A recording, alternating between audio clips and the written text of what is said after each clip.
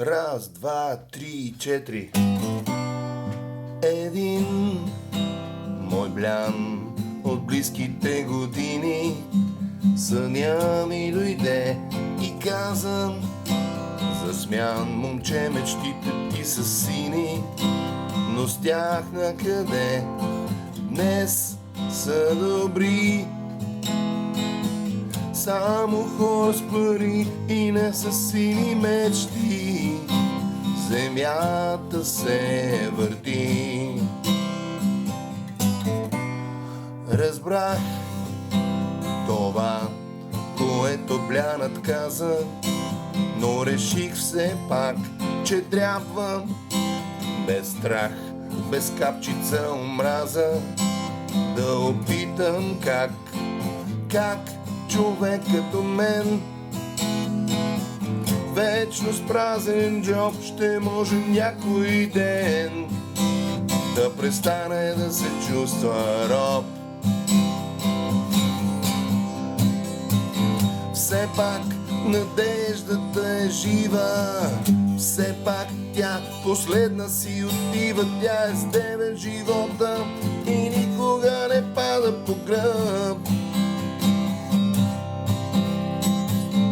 Тя е тази, която дава сила, тя винаги духа е крепила, и в моменти на радост, и в моменти на скръб.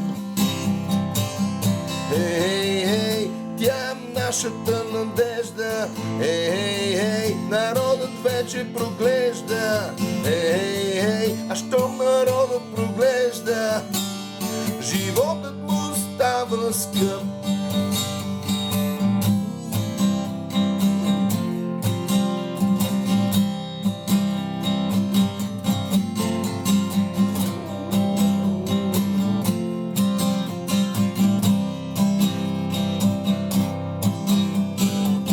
Все пак надеждата е жива, все пак тя последна си отива. Тя е с девет живота и никога не пада по гръб.